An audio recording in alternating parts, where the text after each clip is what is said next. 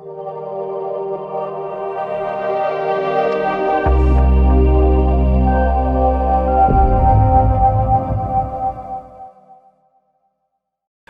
have we got a treat for you. But before I tell you who we're interviewing, and the star is actually in the studio and is not dialing in, I'm just going to give you a few heads up if it's possible. You know the drill. You know how it is. Please connect with us on studio at salamradio.co.uk.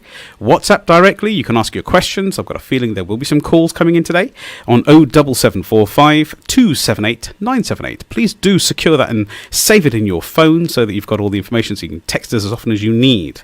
The studio number directly is 01733 602 133. Now, welcome back. It's Sukhi Wahiwala, your host. Today, this evening, we have what I call so many individuals, childhood, you could say, in one context, star.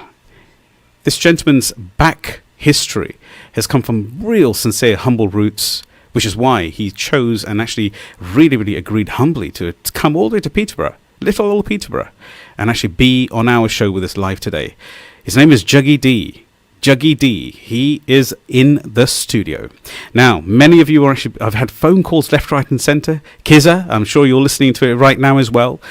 Zaid and a number of other people all saying, Sukhi, is Juggy D coming into the studio? And the answer is yes, he's here. So for the people who are watching us live on YouTube Live, Salaam Radio, and also Facebook Live, Salaam Radio, he's in the camera now. You can see him. He just gave you a quick thumbs up and a hi. So Juggy is here. Now, I don't think I can really do him any justice in the conversation of what he's achieved.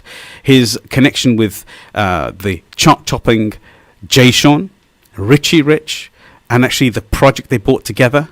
They dominated the noughties, there is no doubt.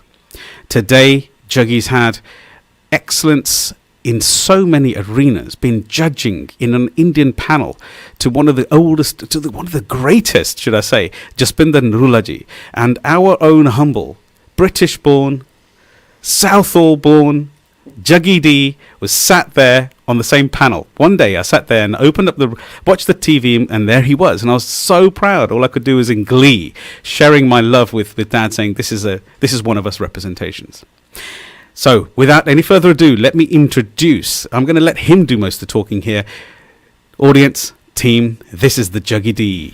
Welcome, Juggy. Namaskar, Salaam, Pyar Bhari, Sat Sri Akal. Sukhi, thank you very much for having me. What an amazing, I'm telling you, I'm absolute pleasure. Here. I'm sitting opposite you, and I'm still blown away. Listen, this is what I say to everyone. Is I just do something a little bit different from you. I'm still insania. I'm a human being. I got 2 hands, 2 feet, just like you have. So, we're all capable of what we set ourselves to do.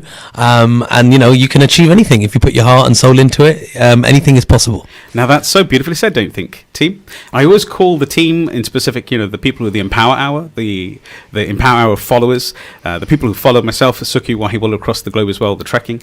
I'm very, very humbled to be here to find one of the individuals who I used to sell. I don't know whether you can remember, everybody, team, way back in the Wahiwala shop, just up the end of the top of the road when we used to sell cassettes and CDs. I'm very certain we should have some comments on this. I used to sell cassettes too. Did you? Yeah, on Southall Broadway. Before I became a singer. So many years ago.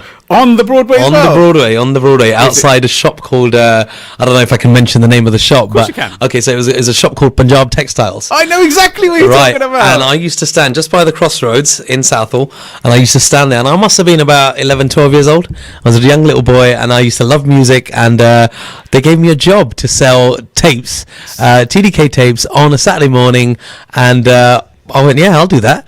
And so imagine that, getting paid to sit there and listen to music all day long. I love what you said. Yeah, I loved it. Good. I started working at a very young age. I had a. I'll tell you the story about that later. We'll touch on that. Sure. But yeah, I just going back to what you were saying about selling tapes. But I've been there too. If anybody knows, I mean, you know what I'm talking about. It's Punjab Textiles, right up the other end. That means right at the end. Still there ABC. now. Yeah, well, ABC used absolutely to opposite ABC. Yes, and Multitone. That's right. Yeah, and Uncle Paddy, who used to own both those buildings anyway, right? So superb. Well, do you know what? This is just such a humbling conversation. I'm in glee myself. And I know my listeners, my followers today, are actually going to be equally as blown away with this as well. So just, I'm actually going to go straight back into that, Juggy. Okay. That sounded so beautiful the way you're sharing it. You know, everybody who regularly listens and people who are not regularly listening to this show, let me share with you, it'll be 26 minutes, 4 minutes advertising, and then 26 minutes again. So for the first half, what we do is traditionally we go through some background and history of all of our guests and honoured people here. Now, in this context, everybody here knows it's a no holds barred. We're genuine, we're open, it's just free flow. Everybody is listening. This is about empowerment. Cool. It's about sharing our openness about what we really want to achieve in life. There's going to be people listening who are having hardships in their life right now. Yep. There's going to be people listening who are having the best of the best part of their life right now as well. What our aim is to understand that both those areas are important in life. Absolutely. And how do we overcome, success and stuff. First and foremost, sorry to interrupt you there, but first and foremost, you have to just remember each and every time that life is a lesson. You know, there's no right and wrong. Truly. There's no right and wrong. We do make wrongs, but every wrong you can take and turn it into a right. So, you know. I like that. I'd like to delve a little bit more. So if you make a mistake, try not to make the same mistake again and learn from it. So turn that wrong into a right. So are you saying in a real simple clarity that if we make a mistake, that it's not really a failure? No, it's not. It's a lesson learned. It's a lesson to be learned. It's a lesson in life because everybody makes mistakes. We learn from our mistakes. We become better people from making mistakes. And if you think that you're a person that's never made a mistake, you're wrong. And we've all made mistakes, and we're all going to make mistakes. I've got children now, and I know that in their life they're going to make mistakes. And now I can't sit there and go, why did you do that? Cool. Yeah. I can't. I've been born in this country. I've lived here. I've made mistakes, and I'm still, we still make mistakes, and we learn from them. Yeah. So when you're children, you've just got to be there for them to help them pick themselves up from when they make a mistake. And I really do kind of, really encourage my children that, listen, sometimes they're a bit shy to do something because they think they're going to make a mistake, right? So they don't want to do it because they think they're going to get it wrong, or they're going to make a mistake, or they're going to, and I say to them, but don't worry, try it. If you get it wrong, it doesn't matter because you're learning. You're still learning, so you're allowed to make a mistake. Don't worry about it. Don't feel fear from it. So I try and teach them not to be scared of anything. And if you do make a mistake, don't worry about it. It's okay. Let's move on. Let's learn from that and go, right, okay, I won't do that again because that was wrong and it didn't work out, and allow them to make the decision themselves. Don't try and teach them that this is the right way because it might not be the right way for them. They might have a better way of doing it. Wow. Now that's something really interesting because we all think we've got the best route and the best idea, exactly. Don't we? And especially being parents, you think you're always right. But we are, aren't we? Yeah. That's what I said. That's what I mean. We think we're always right. And, not saying that we're not. A lot of the time we are right because we've lived it, and we're just trying to pass on that wisdom to our children because we don't want them to do the same mistakes that we did. But you have to remember that they're going to learn from their own mistakes and become people and human beings and individuals just like everybody else from their mistakes. Yes. So you have to let them live a little, and you have to be prepared for them to make those mistakes and be there and help them pick themselves up and move on and not feel that they've failed by making that mistake. Do you know what? I didn't think that we were going to start this interview with such a what I call a KO comment. But I'm telling you, that seriously knocked us out. That's the truth. So beautifully said, though. How often do we accidentally correct a child based upon what we think is right? Now, the reality is that, as I will agree with what my brother has just been said here, Juggy just said, of course we do know what we're talking about, and thus how we felt when our parents used to correct us, right? Because we're already in the mid-40s 40s ourselves. Yeah. But what a beautiful comment. Just play a little. The key that I just heard there, which Juggy said that, is about the learning from the mistake. Because if you truly do not see the learning from what your actions were, then it can be classified as a failure, right? It's the failure is omitted the second you actually learn something from it. Is that correct? Yeah. So I'm going to take you right back then, my friend. And I said to you, it's a no hold barred. Going right back. if anybody is listening, we will be putting Juggy. He has not been told this yet, but I'll just tell you live on air. So if you're watching on Facebook Live, you'll notice now. I wouldn't mind a few numbers from you, a few words. Yeah, maybe absolutely. This after, maybe No problem. That's absolutely brilliant. So that goes without saying. That's exactly right. That's what I wanted to hear. Okay, so back to Juggy now. So, Juggy, if I can ask you a simple question. Could you just tell us a little bit about your background? Because really, there's not a lot online to tell us about this. But I just want the next generation to realize that you've hit the height of your success. We're going to touch this in a moment. Being a world phenomenon. Now, we all know the Juggy D dance as well, his shuffle. Now, I spent hours trying to perfect it. Right, and I'm not going to say anything else. I'm just going to be man enough to actually admit it. And I'm very certain our co-host and individual in the background there, Kasim, has also been sitting there trying to do it as well, right? And every one of you listening as well. If you're lying, that's what you're lying if you're saying no. But the Juggy D shuffle, or whatever it's called now, right? But it's just the Juggy D dance. That's what everyone tagged it. I used to get messages of, when my song was playing and people used to send me videos and saying, "Buddy, look, your song came on and everyone was trying to do your dance." And it just happened, like when the people asked me, like, "How did you do that? Where did that come from?" And it wasn't rehearsed. It wasn't planned. When we did that shoot that day, I was actually standing at the back because we were capturing a scene of a street dance and stuff. So what was that track? So it was Dance With You. Nachna Tere Naal. See, I just want to dance with you. Come on, guys! So, look at that unrehearsed, uncalled for, just straight out. So that was that song, and we shot that video in the high street, pedestrianised high street of Feltham, and that scene there. We had a whole load of street dancers, and they were doing their dance routines and moves and what have you. And I was standing with Rishi, and I said, "This is like a urban Indian track, and no one's doing no Indian dancing." And he looked at me and he said, "So what are you saying?" And I went, "Well, we should do something like that." He said, "Yeah, but I don't dance. I can't dance." I said, "Well, I do." He said, "Well, go on dance then." And I went, all right then. So it was literally like, I didn't even tell anyone. I didn't tell the director or anything. Just while it was happening, I just broke into the dance, into the dance area where the girl was dancing, and I just started dancing and doing some moves with her. Then the steps came out and everything, and everyone was like, "This is brilliant," because they captured it for it, and they kept it in there, and it was like it needed that in there because I was representing the Punjabi culture and Punjabi Mahboli and bringing the Punjabi to that urban track. It was Punjabi Mahboli. Yeah, that's so right, that was what. So it needed to have some Indian dance steps in there, if you want to call it that. It was a little bit kind of like a bit of a mixture of urban Indian dance, but it went nowadays they call it viral, but I don't know what that was just kind of spread across the world, and everyone was doing that dance move, and it just happened from nowhere. It came from within. It was just mad. It was mad. I've got to say something to yourself though, personally.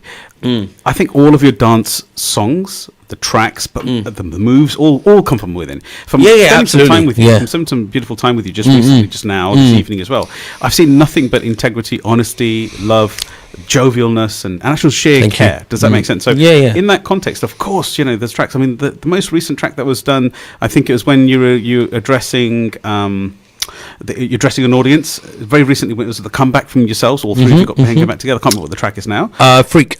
That's it. Yes, it. Yeah. So when you were sitting there talking about when you were singing on Freaks, the track and the way you addressed the audience in that track again, it wasn't the Juggy D shuffle that we already understand. It was something new, and it caught me again. And I was again mesmerised by you. Once again, there's this movement, and it's the way you. I think it's the way you return your inner integrity out with other people. So thank you very much. No, thank you. Thank you to all the fans. Thank you to all the listeners that have been listening and supporting our music for all the years there, and have given us this opportunity because a lot of artists forget. And they get this big chip on their shoulder when they've so-called made it, and they forget where they've come from, and they have this big attitude towards the fans, and they forget to realise that if it wasn't for them, they wouldn't be where they are,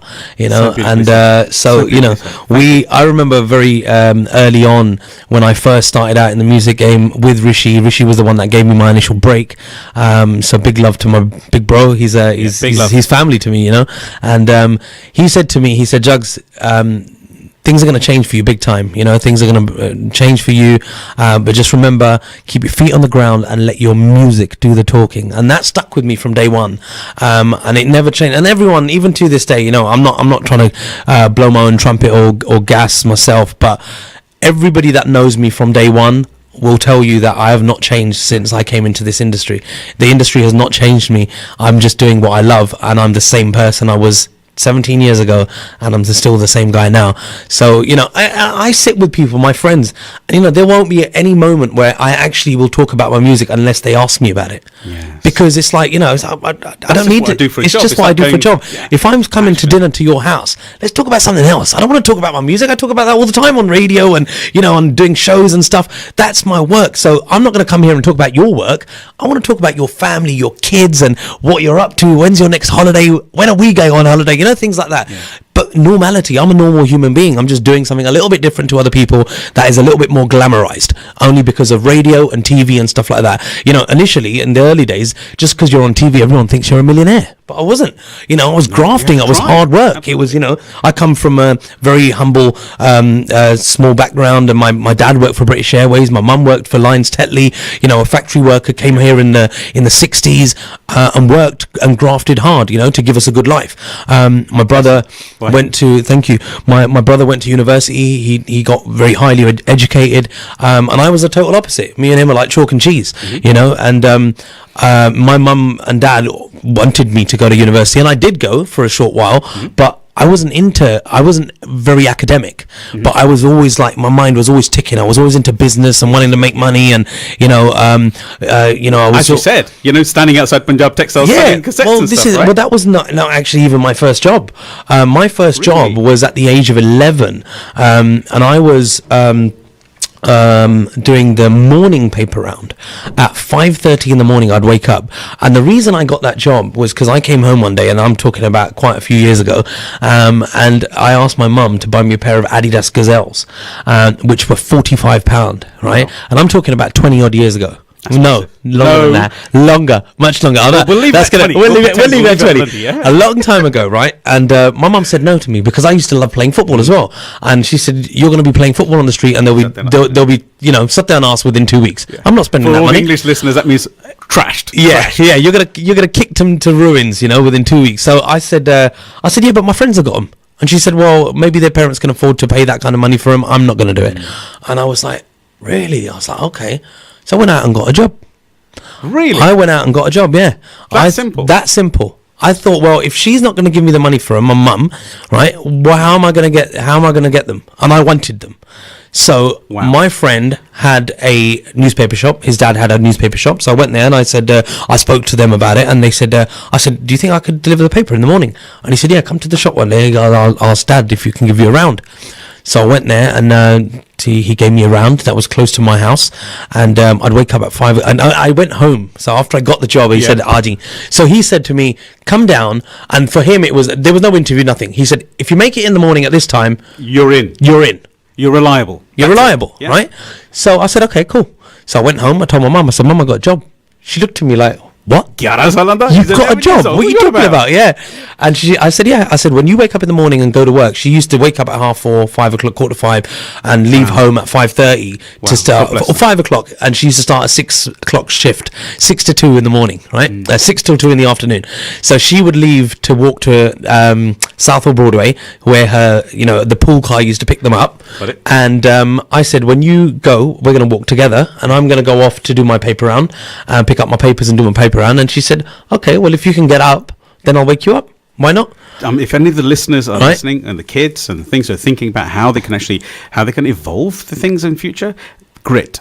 Yeah, this get out there, put yourself out there. Don't get to the top of your tree of everything you do. It's just what Juggy is saying to yourself. This is pearls of wisdom, of magic here. If you want, the moral of the story is, if you want something, go out and get it. Work for it and get it. And that was what happened. I saved my money. I used to get paid like, you know, a few pound a week. So you can imagine how many weeks it took me to save up £45. Nearly a year. Right? It took me a long time, but I did it. I saved my money. I bought my Adidas Gazelles, and I took them home, and I put them in front of my mum, and I said, Mum, halele. Right. And she went, well done, son. And she patted me on the back, and she said, now you've just learned that if you want something, Go out and get it. So the consistency for the listeners, it's just amazing. You know, honestly, I'm not joking. I don't even want to stop Juggy in the middle of this conversation. I'm infected again. He's got this aura of love and fun and connection with everybody else. It's just real. It's just real. Yeah, and I'm not putting it on, by the way. There's no filter. No, that's right. There's definitely. I'm not putting it on. For all the listeners who are following us on the Empower Hour, this is Juggy D, Empower Hour, Salaam Radio, 106.2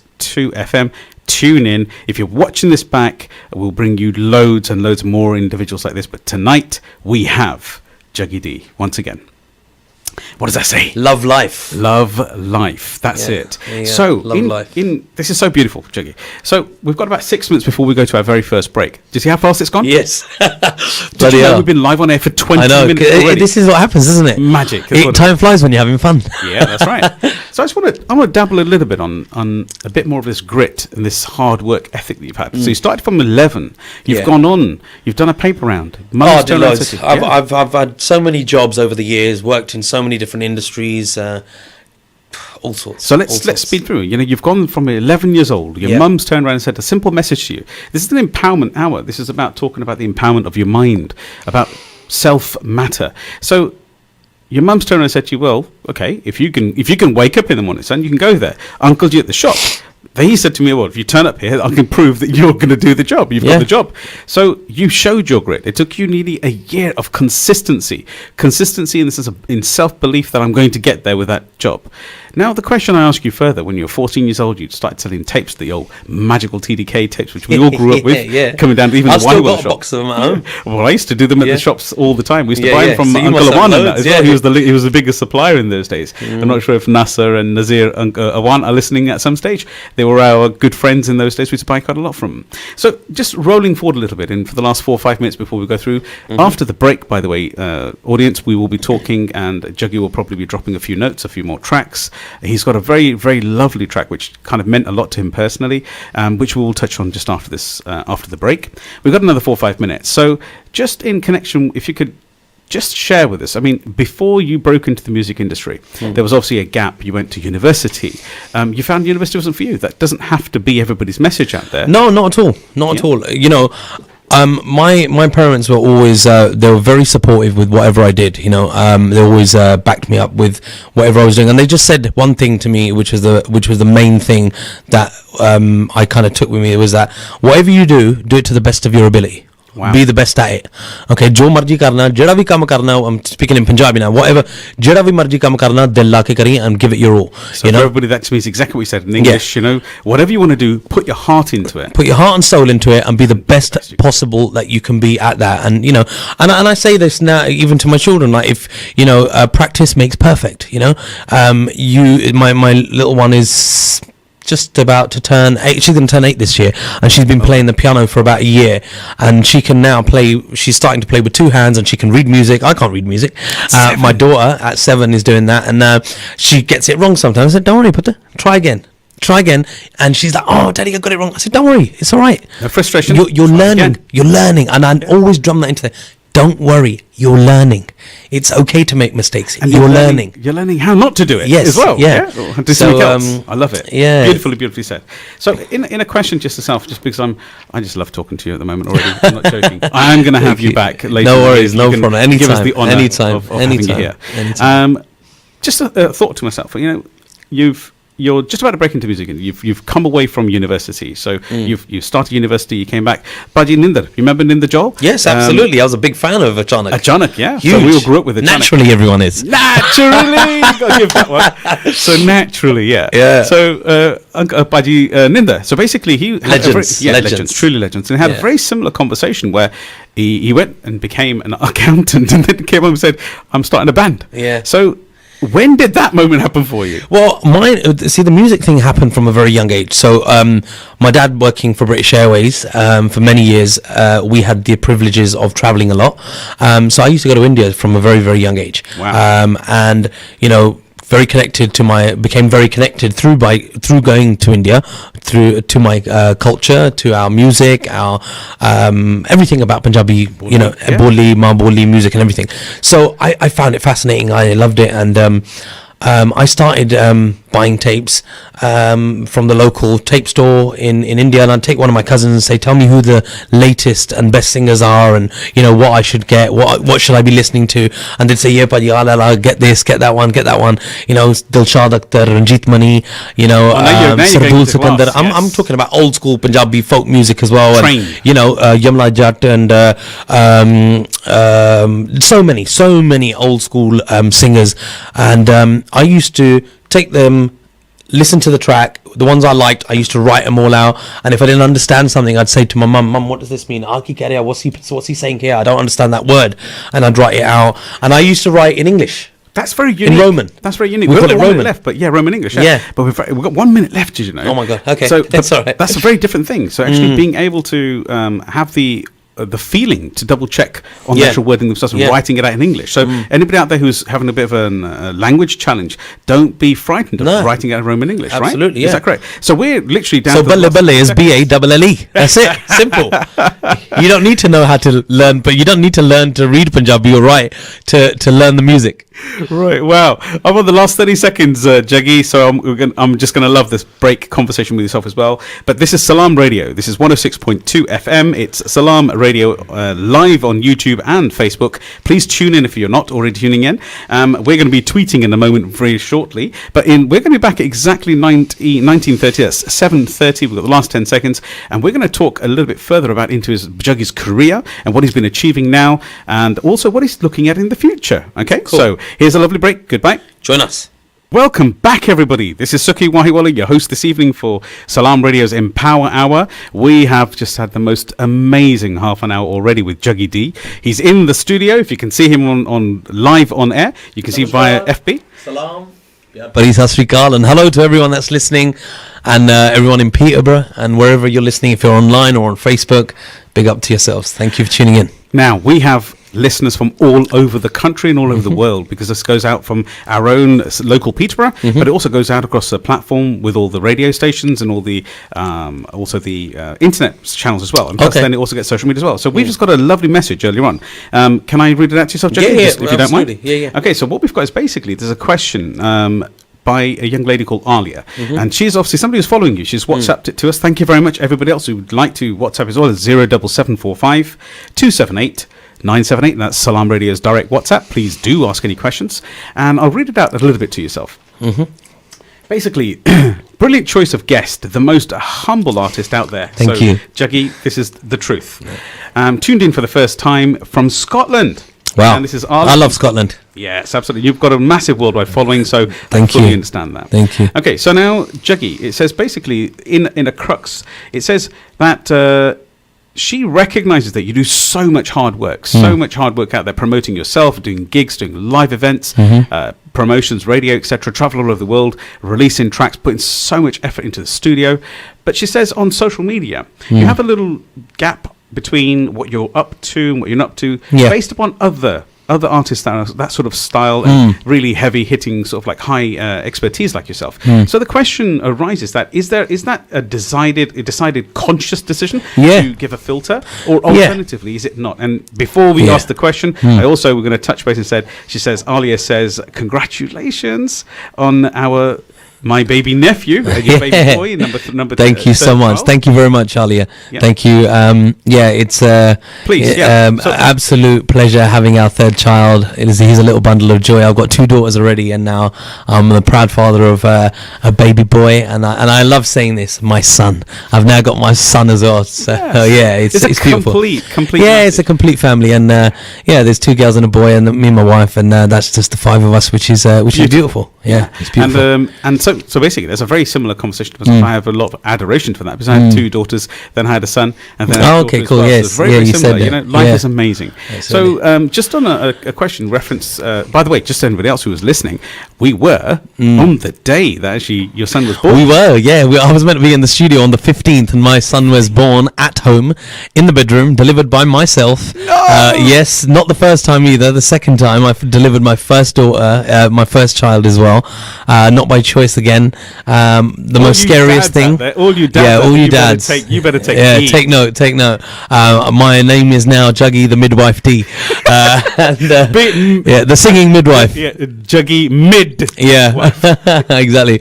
So it was all kind of quite scary both times, but when you look back at it, it's the most beautiful thing in the world to have your child take their first breath of life in your arms. You can't beat that feeling. It's just amazing. I think it's just purely it's It's bliss. a blessing. It's a bliss, and it's blessing. It's phenomenal. But going back to what Ali was saying, is that whether it's a conscious decision, it is a very conscious decision. I don't always put up stuff about what I'm doing because I've been in the industry for like 16, 17 years. I'm quite content with where I'm at. Yes, there's a lot of things that I still want to achieve within the music scene. I think we hit a huge peak. We created a genre many years ago. That's an understatement. I'm sorry to interrupt you there, but it's an understatement. Created a genre. That is absolutely true. My own wife was talking to you, she was talking to you, said there was an era when we were listening to either English music or Indian music, and there was a Bhangra scene as well. But the amalgamation was something completely new, and that's what the Rishi Rich project, that's what we did, right? And we took it all around the world, and it was beautiful. Just to think that now, it's still, there's loads of people doing urban Indian music now, that are fusing Punjabi and English, and there's so many great singers and from UK, Canada, India, everywhere that are doing all of that now. But you must have some adoration from these people because you paved the way. We paved the way. Oh yeah, absolutely. Which is some time ago. Yeah, and it's an absolute. It makes you feel really, really good about what you've achieved in life. And you look back and say, yeah, we created that. We started that genre. And it's very humbling to hear people like that say, we've been following, and even your wife, when she was talking about it, I was so humbled by her beautiful words and what she was saying, and it's just it just kind of takes you into a zone. And you think, wow, we did that. I did that. I was part of that crew that did that. It's amazing. But yeah, and going back again to that. What she was asking, normally I always do that in January. I take some time off and switch off from social media, just spend time with the family. And January's in comparison to the rest of the year, is a quieter month in the entertainment industry because not many shows happening. So I take off some time, and this time it was a little bit extra special because obviously we were having a baby, and we couldn't have planned it any better. He came in the middle of the month, and I'm here, hands-on dad, doing everything. And I said to my wife when the baby was born, I said, right, you park yourself on the sofa and in the bedroom and just do what you need to do with the little man, and just recover. Just get yourself on your feet, and I'll do everything else. And then you have taken kind of like I've taken full control. Me and my daughters are sailing the ship. Yeah, that's an amazing mission, an amazing message for everybody to be. And it's not easy, let me tell you that, but I do it with a smile, and I love it. I do his nappies, I do his baths as well, and sort the kids out, do their hair in the morning, their gutta, and get them ready. Yeah, I do it all, mate. I do it all. Yeah. So you're doing all the good things. Yeah. I do my daughters. I do my daughters' plait in the morning, and get their breakfast ready, get them dressed for school and everything, and drop them off and pick them up. Honestly, this must be within itself. You're going to look back at this, and it must be something. Mate, those hours and those minutes and those the time I spend with them is so beautiful, because we all know people that leave home at 6:30, 7 o'clock in the morning and don't get home until 6:30, 7 at night. How much do they see their kids? Hardly anything in the week, right? They get a couple of days on the weekend, and even that, the kids have got things to do, and you might have something to do as well. So you don't really get to spend that much time with them. No. I'm so fortunate, touch wood, and I've been able to live my dream, firstly, which is the music, and on top of that, be able to spend so much time with my little children and help them grow, into great little human beings. And I'm a part of that journey heavily, so I'm very blessed to be able to be part of that journey, and I love it. And that's why I said, I do it with a smile, because I'm fortunate, and there's so many people that would love to be in my position. So I'd rather be doing my daughter's hair at 7:45 in the morning than sitting behind a desk at 7:30 in the morning. I'm not joking, but this is a truly inspiring interview, and especially when somebody who's so highly regarded within the music industry and the generations, even the individuals. We've had another text coming in from Moses, basically Mirza, who's basically saying congratulations to Juggy D on his arrival, and he says that he goes on to say his love baby boy from Mo Bodyworks, which is obviously his gym. And cool. Originally from Hayes, London himself. Oh, wicked! That was down the road from where I was. I was in Southall most of my life. Yeah. So Hayes was, that was. I used to go to Hayes College actually, Uxbridge College, Hayes site. So yeah, Hayes is very connected. I'm very connected. Very much. Yeah. So beautifully connected, and we've got another person. It's going ballistic at the minute. Hi, question for Juggy D. If it's okay, just ask a question again. Absolutely. Because I think people are loving it. You know, this is what it's all about. So it says greatest artist. So this is from a person. Well, she didn't give their name. Doesn't matter. But we've got. My question for Juggy D. Yeah, great artist, great voice, beautiful family. Please share a picture of your baby, which obviously he'll do in his own time. I will in my own time. Yeah. Also, my question is, how much songwriting do you actually do as part of your daily routine? And more importantly, second says, and how does inspiration come to you? Which I think is a really powerful part. Or do you prefer collaboration with other writers? No, nice question. Majority, great question. Most of my back catalogue I've written all myself. All the features that I've done I've written myself, and I didn't even know I could write. That is so inspiring. I didn't know I could write. Coming from somebody who thinks he's not an academic. Yeah, and thinks he's not an academic. and I tell you honestly, so I started off when I was singing. I started off at school. 14 years old, very into music from a very, very young age, mimicking other artists, singing their songs, cover tracks, and just singing around the house, in the bathroom and everything. And my dad used to be standing outside going to my mum, listen to this, and I would be singing a classic Kuldeep Manak song or something like that. So they used to secretly listen to you? They used to listen to him like Gane Gonda, so they always knew that I had a passion for music. And then my dad, we'd have a small family gathering, or somebody would come over for dinner, and after dessert I'd sneak off, and I knew, because it happened once before, and after that I knew it was going to happen every single. He put me on the spot, and I'd hear him call me, and I'd go, oh God, and I know what he's going to make me do, and he's like, Uncle Nugarasana. Basically, sing from your uncle, and I'd be so shy. And when I was about 12 years, I was very short, very chubby, and my mum used to call me a kaddu, which is. Are you talking about me again?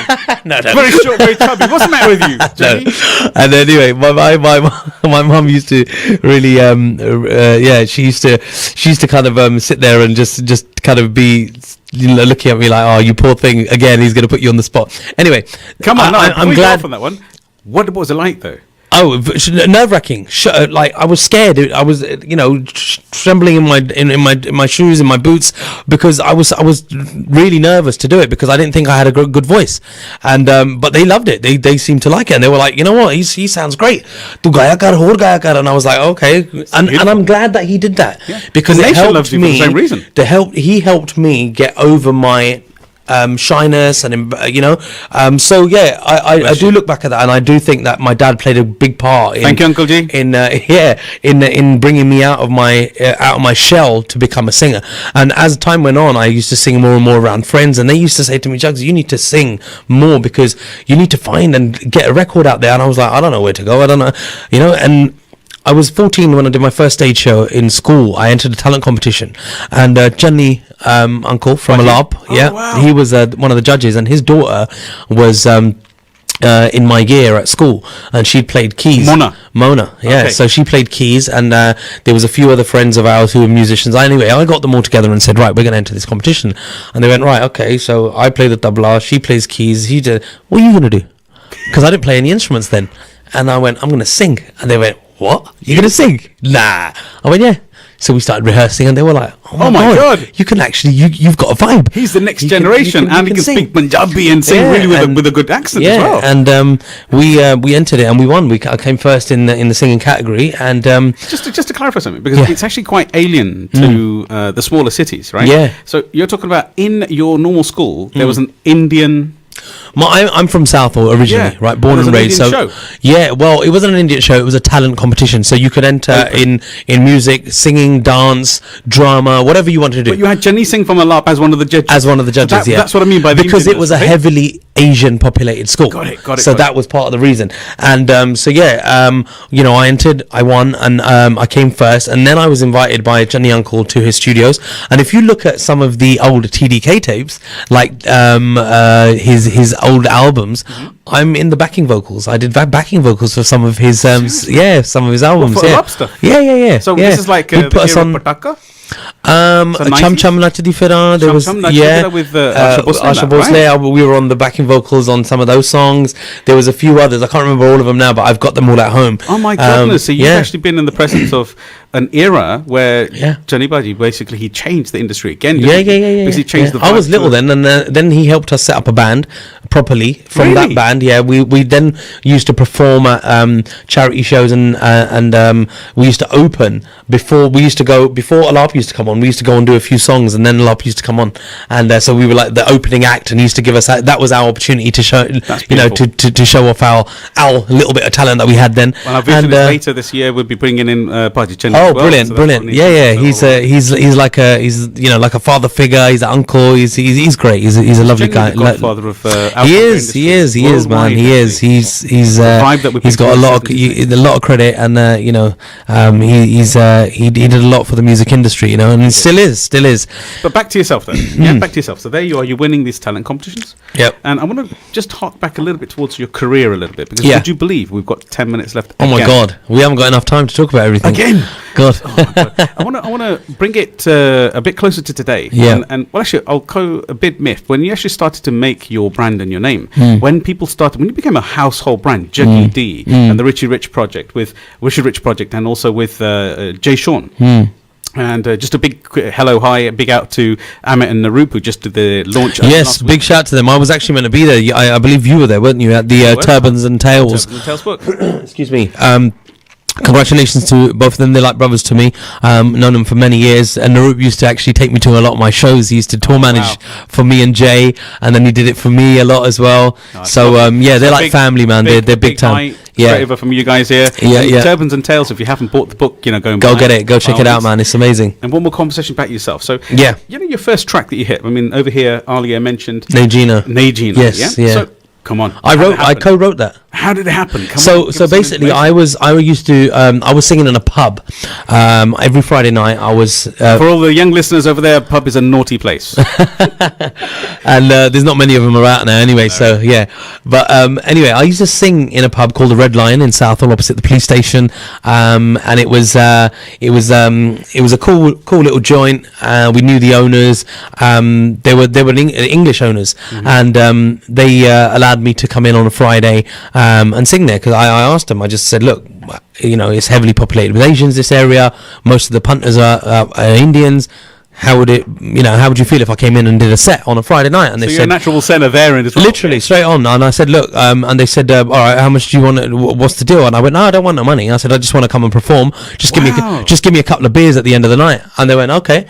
Yeah, done deal. Come this Friday. So that's how it started, and I started performing there. That'd be a lesson for everybody who wants something. Sometimes you have to give to get. Absolutely. You have to invest, don't you? Yes. And Indians are quite generous sometimes. When they had a few pints, they throw a few tenors over here. So I used to make a bit of money like that. And but the main reason I did that was to get positive and negative feedback on our performance, and learn from it. So and the other thing I used to do was I used to do a lot of, at that time I never had my own songs. So I used to do cover tracks. So I used to sing my favorite songs.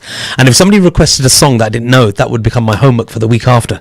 Oh wow! So I'd then go away and learn that song, and then say, buddy, come back next week. Right. So now you've actually helped the establishment as well. The establishment, because I'm bringing the punters back.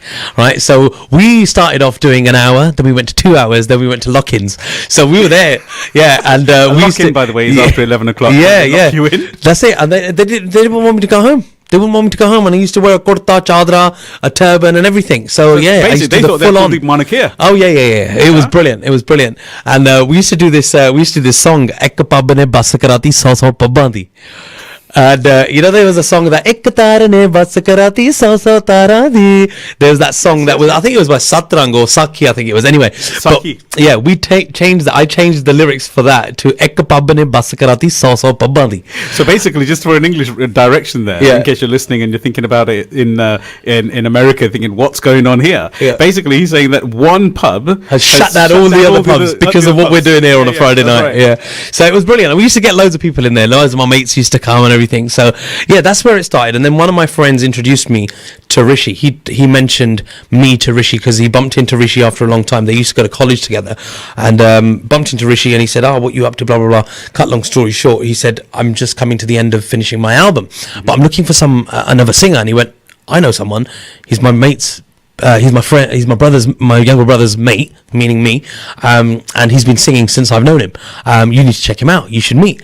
So we met, we clicked, and we got in the studio. I remember seeing him like on a weekend, and he invited me in on the Monday to the studio. I auditioned for him, went and sang "Bahut Sardara De" by Balwinder Safri. Wow, that is a track. Yeah, that's a great track. Bahute dukhiyo chalde kaum badle ਬੰਦੇ ਕੌਮਾਂ ਦੀ ਜਿਹੜੀ ਦਲੇਰ ਹੁੰਦੇ ਕੌਣ ਪੁੱਛਦਾ ਕਾਵਾਂ ਤੇ ਗਿੱਦੜਾਂ ਨੂੰ ਤੇ ਕੈਦ ਪਿੰਜਰੇ ਦੇ ਵਿੱਚ ਸ਼ੇਰ ਹੁੰਦੇ ਵਈ ਰਸਤੇ ਖੁੱਲੇ ਹੋਰ ਰਸਤੇ ਖੁੱਲੇ ਕਰ ਦੂੰ ਸਾਰੀ ਗਲੀ ਬਾਜ਼ਾਰਾਂ ਦੇ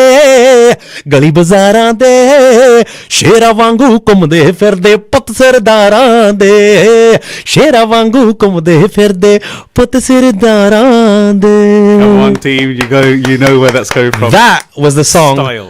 that put me on the map, because Rishi actually, I didn't get to sing that much of it. He stopped me halfway through and said, "Okay, that's enough, come out." And I went, "Oh God, I've blown it." He didn't like it, and that's what I'm thinking. And he looked at me and he went, "I love your style, but we're gonna not do that style of Punjabi music. We're gonna go pop." He goes, "I want you to sing on my album." And I was like, On "Are the you album?" serious?" Yeah, on the album, which was called Simply Rich, which came out on Ishq record label by Bali Sagu. Totally remember in it. 2002, and the song was Najina. I co-wrote it with Daljit Iceman Tolli, and we wrote that song together. And I didn't even know I could write at that point. And he made me come into the studio. He said, "Sit down." And Iceman, Daljit, he had a complete block. He said, I can't finish this song. I'm going to take it away." And Rishi went, "No, you ain't going nowhere. It's now. You both sit out there, go for a walk, come back." And me and him finished it. We went out, and I started. That's showing you the presence that Richie yeah, had in people's lives. And absolutely. There's one thing about what I was listening to, because obviously I heard in the early days when we go back. So this is not about Richie today, but if we go right back to Richie's early stuff like Love to Love and all that sort of stuff, he didn't really want much Punjabi in there. No, that was all Bollywood remixes. Yeah, for you. And shall I tell you something? Next level. It's like, you know, when I met him, I didn't have no idea about Love to Love or Too Cool, because I was not into Bollywood music. Oh my goodness! I had no idea what he had done. And so I just went to just meet some guy that makes music. I didn't know how much credibility and how many albums he'd already done before I met him. So which was a good thing, I think, because I didn't go with any fear. You know, I just met him as, okay, this guy we might be able to click, and we might be able to help each other out, like give me a little break, you know. Yeah, a song. You're thinking you might do a track, yeah. Yeah, and we did Najina. It was the last song on the album. And when Rishi delivered the album to Bali, he went through all the songs, and he got to the last song, and he went, "Who the hell is that?" He said, "Who is that?" He said, "Oh, this is some new guy from Southall that I've been introduced to, and we done." He said, "Mate, that's not your last track on the album. That's track one. Track one. We want to shoot a video." Look at Alia. She's specifically. And that is where 2002, right? Juggy D was born. Yeah, absolutely. The Juggy D, by the way. That's when he was born. Was that 2002? That was 2002, 16 years ago. 16 well, years. 17 now. We're in 2019. How have you frozen yourself? You haven't aged at all, right? You know, the way he jumps and Thank you so much. Do you know what? Let me tell you something. Music and children keep you young. Keep you young. Yeah, music and children. So you need to go back and you need to go into music. No, see, the thing is, I'm singing nursery rhymes now. Yeah. I'm singing nursery rhymes and doing, like, you know, kid stuff with my children. So I'm living my youth again. You know we're gonna have to put him on the spot for that one, don't you? Right. So come on, get me. Let's have one of these nursery rhymes. Come on. This is Juggy D, everybody. It's all Salaam Radio, and he's gonna bang us out a nursery rhyme that he sings on his first personal home. jingle bells, jingle. This was at Christmas time. Jingle all the way, we do all.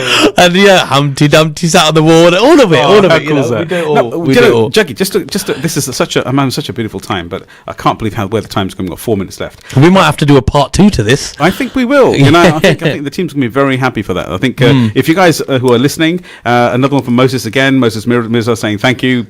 You know, on our live broadcast on Facebook Live. And so, just a question to yourself, Juggy, because I do want to bring it a bit closer to there. I'm having so much fun, but I just don't want to ruin the justice of what we've got to achieve. So Sukhi Wahiwala here, please, if you want to get involved, do get involved. It's 07745 278 978 Salaam Radio. This is the Empower Hour show every Tuesday evening between 7 and 8 in the evening with your host, Sukhi Wahiwala, here from Peterborough. So one question here, Juggy, just because the vibe is so amazing. I want you to... There was a track which we were talking about on the way in the car. It'd be really lovely if you just drop a few tracks, because a few lyrics if you can, because it'll be a blessing for us all. I'll tell you what I'm going to do you a song that is not released yet. It's a brand new track. And a lot of people say to themselves that, Mahon Pinini, I'm not going to drink anymore. I don't drink anymore. I used to. I've been there, done it. Beautiful journey. Yeah, I'm in a good space. I've been, it's the Empower Hour, so I've been through a lot of. I've been through some dark times. Bless. I've come through, and you make mistakes, you learn from them, you move on. I'm still learning. Okay, I'm not the end product, and I don't think I ever will be. You're still learning till the day you die. Every day you're learning something, about yourself. Well said. And the thing is just to kind of try and be the best version of yourself. Yes, that's the key. Dil saaf, man saaf, keep a clean mind, clean heart. Don't do bad to people, and work hard at what you do. There's a song that we're doing. It's ready. We just need to shoot the video. It's coming out real soon. It's with a very, very hard-working producer called Deep Jandu from Toronto, Canada. And it features my bro Roach Killer. Legend as well. Yeah, he's been in the game for a long time. But you're his kind of a senior in the context of it. We're all brothers, man. It's all good. It's all love, man. It's all love. But we've got a song called Daru Na Pi, right? And I'll sing you a few lines from it. It's going to be coming out soon. I don't know what the release date is. Well, check out my socials, The Real Juggy D on Instagram, Juggy D on Twitter, and I'll let you know when it's going to come out. It goes, go for it. Daru na pi, tenu marugi. Daru na pi, tenu marugi. It's 7:30 on the clock. Gaddi karti unlock. वो फरते लाया चमकीला आज करना पूरा हीला करके इकट्ठे सारे यार हाईवे ते चलदी कार पैग जदों लगदे चार फिर गड्डी विच बन जांदी बार बोतल सारी लेंदे P baby on the count of 3 ਉਹ ਵੀ ਕਹਿੰਦੀ ਸੀ ਪੀਣਾ ਛੱਡ ਦੇ ਚੌਥੇ ਤੋਂ ਪਹਿਲਾਂ ਸੀ Daru na pi. So the message there very clearly is don't drink. That's the bottom line. Thank you, Juggy. And if you do drink responsibly. Do you know, we're down to the last 30 seconds. So what is Juggy D up to now? I know you're doing loads of music. Just follow me on my socials. I'll be putting loads of posts out. I've been away for a month because I'm a little one. But yeah, Juggy D on Twitter, The Real Juggy D on Instagram. But thank you so much. I just want to say thank you to Salaam Radio. Thank you, Sukhi Paji. Thank you for having me. And you know what? We should do a part 2 to this. We're going to do a part 2. Because there's so much more that I wanted to talk about. And got loads more people there. We're going to do a part 2, so we're going to move on with this one. Yes. Thank you very much. Salaam Radio. Good night.